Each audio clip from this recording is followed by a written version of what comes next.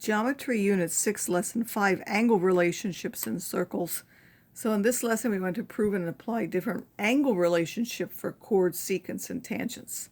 Last time we looked at the relationship between the lengths. Now we're going to look at the angles.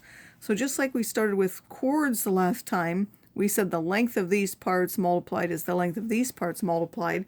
But when we look at the angles, this angle here is going to be the average of these two. So if you take those two intercepted arcs and take their average, that's what this angle will be. So in order to prove that, we have two chords, and then we're going to construct this auxiliary line that goes through the points B and C. Now we know that angle 1 is a half of EBC and ECB, because this is the exterior angle to that triangle. So by the exterior angle theorem, the exterior angle has to be the sum of the two remote interior angles. So if you remember that, this one right here, this is the exterior one, that has to be the sum of those two. And then we also know that angle EBC, because if we extend that, it touches this arc. This is an inscribed angle, so it has to be half of that arc. And this angle, or ECB, has to be 1/2 of the measure of that arc. That's by the inscribed angle theorem.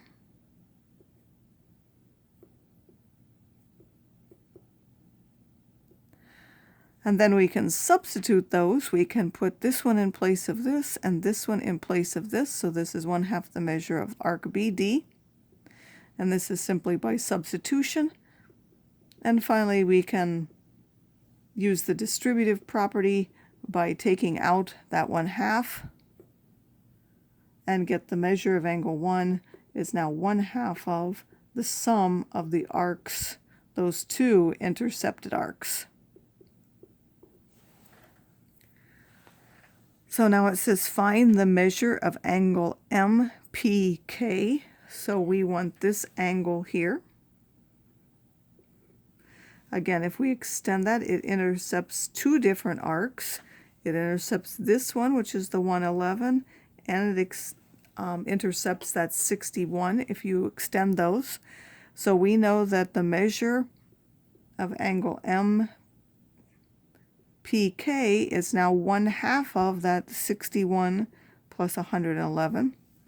And if you find that, that turns out to be 86 degrees. And because this one's 86 degrees, just so you know, this one has to be 86 degrees. You could also find that other angle. You would take 360 and subtract two 86s, or 2 times 86. Which would give you 188, and then if you divided that by 2, because it's divided amongst those two equal ones, each of these would have to be 94. Or you could do the fact that each one of those is supplementary and get that as well. Now that does not tell you what the two arc lengths are, but the two arcs would have to be anything for which 94 would be the average of them. So you can't really tell where that is, what those are, but it would have to be related to that. All right, now if we have a secant and a tangent that meet on a point on the circle, so we have a secant and we have a tangent at that, and they meet at that point on the circle, then this angle right here is going to be 1/2 of that intercepted arc, which is the one right here. So it's only going to be 1/2 of this. So if this is 100, this would only be 50, and so on. So let's apply that theorem now. It says find the measure of angle BCD and the measure of angle arc ABC. So angle BCD, here's the arc. We know that the measure of the angle is 1/2 of the intercepted arc. So that would be 1/2 of the 42, or 71 degrees. And now it's marked here that this is a 90-degree angle, so this has to be a diameter and this is the tangent line at that. Because they're perpendicular, we know that has to be a radius, so somewhere the center must be there, and therefore this has to be a semicircle, and the measure of arc ABC has to be 180 degrees.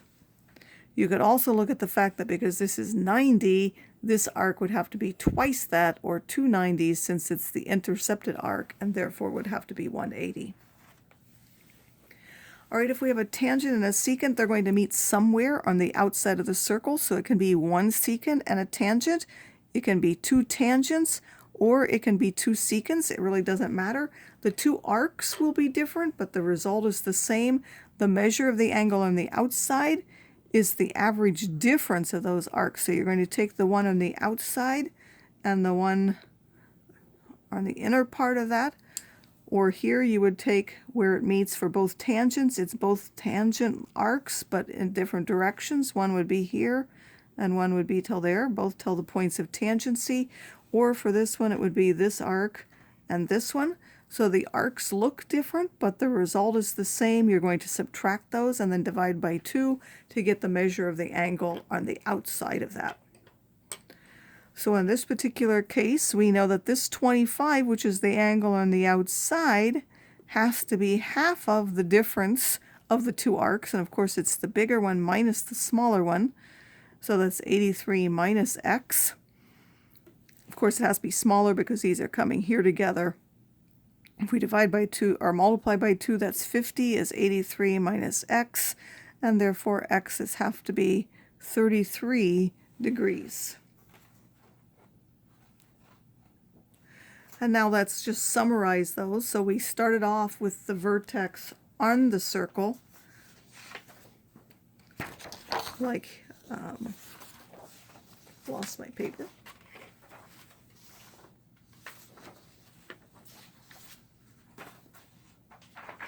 Sorry. We start off with the segment on the circle. When it's on the circle, like here, there's its arm, then it's half of that one intercepted arc. And then we had when it is in the inside, when it's the inside, it is the half of the sum of those arcs. And when it's on the outside, it's the half of the difference. So arn is half the measure, inside is half the sum of the measures, and outside is half of the difference of those measures. So if you want to remember it that way, instead of trying to remember individual formulas. So now we want to use those relationships and find the measure of arc FD and also the measure of arc CD. So FD, which is this one, and then also this one, are the intercepted arcs of these two chords. So now that's on the inside. We know when it's on the inside, it's half of the sum. So the measure of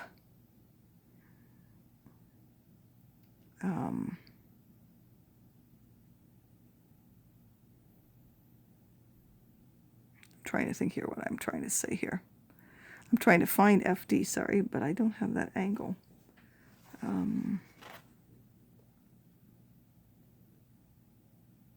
Oh, sorry, I'm going to go the other way first.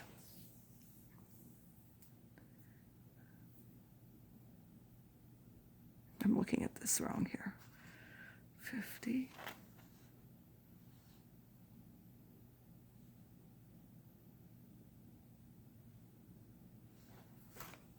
Oh, sorry, this 50 is the one on the outside. I'm looking at the wrong one first. So this 50 is on the outside of that, and therefore because it's on the outside of the circle, it has to be the half of the difference between this arc and this one. So I've looked at the wrong parts there. That's why there's no relationship between them. I was missing a piece of information otherwise. So this is 50 is 1/2 of now the difference because it's outside of the circle, 1/2 of the 50 and the measure of arc FD. And if I multiply by 2, that's 100, that's 150 minus the measure of that arc. So the measure of that arc also has to be 50.